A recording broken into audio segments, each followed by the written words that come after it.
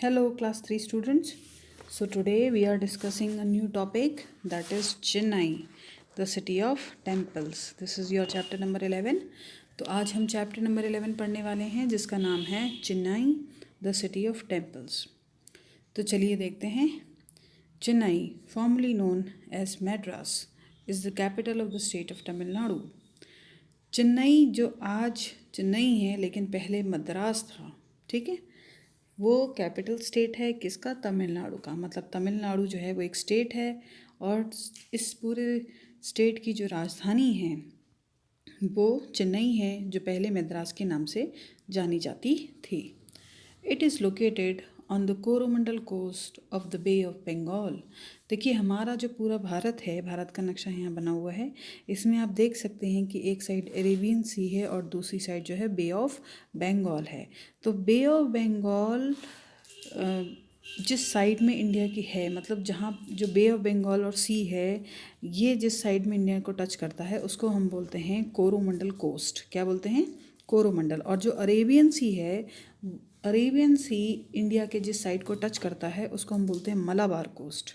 ठीक, तो ये आप समझ सकते हैं कि कोरोमंडल कोस्ट कौन सा हो गया? कोरोमंडल कोस्ट हो गया बे ऑफ बंगाल, जहाँ पर इंडिया की लैंड को सी टच कर रहा हो उसको बोलते हैं कोरोमंडल कोस्ट। आगे देखते हैं। All the important offices of Tamil Nadu government are located in the Chennai. देखिए क्योंकि चेन्नई जो है वो कैपिटल है, ठीक है। अब वो कैपिटल है इसीलिए वहाँ पर सारे इम्पॉर्टेंट ऑफिसेस हैं, ठीक। जितनी भी इंडस्ट्रीज़ होते हैं, जितने भी एडमिनिस्ट्रेटिव वर्क्स होते हैं, ये सारे ऑफिसेस कहाँ होते हैं? मेन सिटीज़ में। और चेन्नई जो है वो क्या है? वो तो कैपिटल है, इसीलिए सारे ऑफिसेस चेन्नई में हैं। Chennai is an important seaport. The city is served by two major ports, namely Chennai Port, which is one of the largest artificial ports, and the Ennore Port. देखिए ये कहा गया है कि चेन्नई जो है, हमको पता है कि क्योंकि ये समुद्र तट पर स्थित है, समुद्र के बिल्कुल किनारे है, तो यहाँ पर सबसे मेन जो है दो बड़े बड़े पोर्ट्स हैं। पोर्ट किसको कहते हैं? जहाँ पर पानी के जहाज़ आकर रुकते हैं, उनमें सामान चढ़ाया जाता है, उनसे सामान उतारा जाता है और दोबारा से पानी के जहाज़ एक जगह से दूसरी जगह जाते हैं, उसी जगह से। तो उसे ऐसी जगहों को हम पोर्ट्स बोलते हैं। जैसे कि हवाई जहाज़ जहाँ उतरता है और जहाँ से दोबारा टेक ऑफ करता है, लोग जहाँ उतरते हैं, जहाँ जहाँ से हवाई जहाज़ पे सामान चढ़ाया जाता है उसको एयरपोर्ट कहते हैं। इसी तरीके से जहाँ पानी के जहाज़ रुकते हैं उस जगह को हम पोर्ट कहते हैं।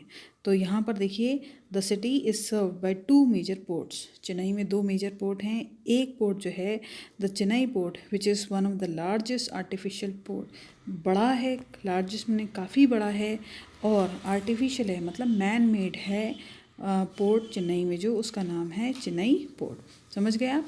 तो चेन्नई में दो तरह के पोर्ट हैं, एक चेन्नई पोर्ट है और एक एनोर पोर्ट है। चेन्नई पोर्ट जो है ये क्या है? ये है लार्जेस्ट आर्टिफिशियल पोर्ट और एनोर पोर्ट दूसरे पोर्ट का नाम है। Chennai is popularly known as gateway to south India. South India मतलब देखिए, जो इंडिया का ऊपर का भाग है उसको हम बोलेंगे नॉर्थ इंडिया और जो नीचे का भाग है वो क्या है? South India. तो चेन्नई को नॉर्मली ये कहा जाता है कि ये गेटवे है, माने कि ये रास्ता है, ठीक, या ऊपर सबसे सामने का दरवाज़ा है, किसके लिए? साउथ इंडिया के लिए। It is well connected internationally and to other parts of India. Chennai जो है वो इंटरनेशनली कनेक्टेड है, मतलब दूसरे देशों से कनेक्टेड है और भारत के भी कई भागों से जुड़ा हुआ है। The Chennai international airport serve as a city airport for both domestic and international flights. देखिए चेन्नई में जो एयरपोर्ट बना है, ठीक, अभी मैंने आपको बताया था ना कि पोर्ट क्या होता है? जहाँ पर पानी के जहाज़ आके रुकते हैं, और एयरपोर्ट क्या होता है? जहाँ पर हवाई जहाज़ लैंड करते हैं, टेक ऑफ करते हैं, उनसे सामान उतारा जाता है या उन पर चढ़ाया जाता है, लोग आते जाते हैं, तो वो एयरपोर्ट होता है। तो चेन्नई का इंटरनेशनल एयरपोर्ट जो है, इस इंटरनेशनल एयरपोर्ट में डोमेस्टिक एयरलाइंस भी हैं। डोमेस्टिक का मतलब घरेलू, मतलब दिल्ली से आने वाली, कश्मीर से आने वाली, गुजरात से आने वाली, असम से आने वाली, मतलब इंडिया के अंदर से ही आने वाली एयरलाइंस भी हैं और साथ में इंटरनेशनल फ़्लाइट्स भी हैं। इंटरनेशनल का मतलब जो दूसरे कंट्रीज से आती हों, ठीक। तो उम्मीद करती हूँ यहाँ तक आपको समझ में आ गया होगा। आगे देखते हैं climate. The climate of Chennai is hot through out the year. Chennai क्योंकि समुद्र के पास है, ठीक। देखिए किसी भी जगह का ये कहना चाहिए कि वहाँ की जो वेदर कंडीशंस हैं वो डिपेंड करती हैं कि वो जगह कहाँ बनी हुई है, ठीक। इक्वेटर के कितने नज़दीक है, पहाड़ हैं या नहीं, वैली तो नहीं, नदियाँ हैं कि नहीं, इससे जो है क्लाइमेट पे काफ़ी असर पड़ता है। तो the climate of Chennai is hot through out the year. Chennai का जो मौसम है वो पूरे साल गर्म रहता है। It is very humid in summer, और बहुत ज़्यादा चिपचिपी वाली गर्मी होती है कब, समर में। इसलिए होता है क्योंकि समुद्र के पास है, due to the temperature difference between land and sea. समुद्र और जो ज़मीन है उसके बीच में जैसे ही टेम्परेचर डिफरेंस बढ़ जाता है, ह्यूमिडिटी हवा में बढ़ जाती है। The city gets most of its seasonal rainfall from mid October to mid December. बारिश होती है लेकिन कब से कब तक, अक्टूबर और दिसंबर, ठीक। और नॉर्मली इंडिया में कब होती है, नॉर्मली इंडिया में जो है जून में, देखिए 15 जून से कहा जाता है कि मानसून आ जाता है। मई में जो है 15 मई से जो है मानसून आ जाता है और जुलाई तक रहता है, इसी के बीच में मतलब मानसून आता है। लेकिन यहाँ पर अलग तरीके से होता है क्योंकि यहाँ पर मानसून शुरू होता है बे ऑफ बंगाल से, ठीक।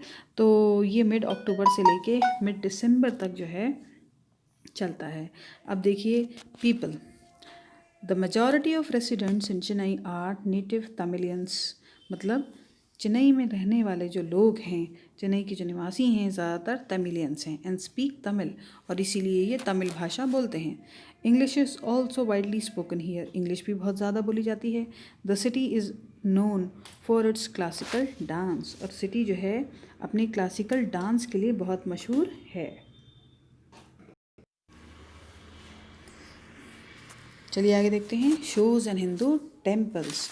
तो जो मैंने लाइन पढ़ी है, the city is known for its classical dance, shows and Hindu temples, मतलब चेन्नई जो है वो क्लासिकल डांस के लिए और होने वाले अलग अलग तरीके के शोज़ के लिए और हिंदू टेम्पल्स के लिए मशहूर है। मतलब बहुत बड़े बड़े प्रसिद्ध मंदिर भी हैं यहाँ पर, जो हम आगे पढ़ेंगे। Bharatanatyam is the most popular dance of Chennai. देखिए भरतनाट्यम की फ़ोटो भी बनी है। भरतनाट्यम एक तरीके का क्लासिकल डांस होता है और ये यहाँ पर बहुत ही ज़्यादा पॉपुलर है। उसके आगे देखते हैं, rice is the main food of the people of Chennai. चावल जो है मेन फूड है, ज़्यादातर लोग वहाँ पर चावल ही खाते हैं। They like to eat idli, dosa, sambar, rasam, chutney and upma. ये जितनी भी डिशेज़ यहाँ लिखी हैं ये सारी की सारी ज़्यादातर राइस से ही बनती हैं। क्यों? क्योंकि चेन्नई में राइस की पैदावार ज़्यादा होती है, इसीलिए ये जितनी भी वैरायटी चीज़ें हैं ये राइस से बनती हैं और राइस ही लोगों को पसंद भी है। People of Chennai celebrate a number of festivals. Pongal, celebrated in the month of January, is the most important festival and is celebrated over period of 5 days. Chennai के जो लोग हैं वो फेस्टिवल्स मनाते हैं, जैसे कि नॉर्थ इंडिया वाले भी मनाते हैं। हमारे यहाँ दिवाली है, होली है, ये बहुत चाव से मनाए जाते हैं। इसी तरीके से चेन्नई के लोग भी जो फेस्टिवल हैं बड़े धूमधाम से मनाते हैं और पोंगल इनका सबसे अच्छा फेस्टिवल माना जाता है। और ये मंथ ऑफ जनवरी में मनाया जाता है, मतलब जनवरी के महीने में मनाया जाता है। बहुत ही ज़्यादा पॉपुलर है, इम्पॉर्टेंट है और ये 5 दिनों तक मनाया जाता है, ठीक है। कुल मिला के कितने दिनों तक, 5 दिनों तक मनाया जाता है। देखिए इसमें इडली की फ़ोटो बनी है।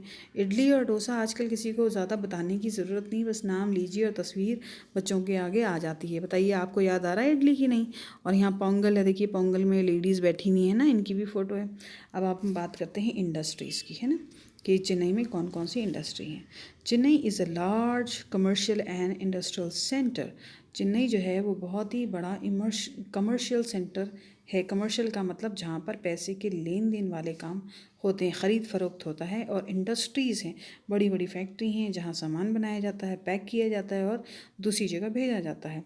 It is the automobile capital of India. यहाँ पर क्या है, ऑटोमोबाइल बनते हैं, मतलब गाड़ियों का कारोबार बहुत होता है।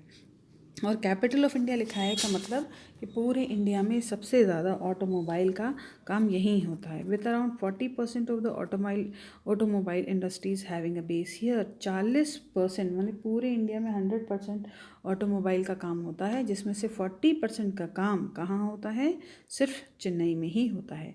Cement, bicycles, fertilizers, cotton and silk textiles, and leather goods are some other industries in China. सिर्फ ऑटोमोबाइल ही नहीं, यहाँ सीमेंट बनता है, बाईसाइकिल्स बनते हैं, फर्टिलाइजर्स बनते हैं, cotton and silk textile and leather goods भी बनते हैं, इनकी भी इंडस्ट्रीज़ हैं. At Perambur, there is a very large factory where railway coach are made. Perambur जो है, आपने कई बार देखा होगा कि जो रेलवे के कोच होते हैं, डब्बे होते हैं, उनमें लिखा भी होता है. ठीक, तो पेरम्बूर में क्या बनता है? रेलवे के कोचेस बनते हैं, बड़े बड़े ट्रेन के डिब्बे बनते हैं. चलिए अब आगे देख लेते हैं कि आगे क्या लिखा है.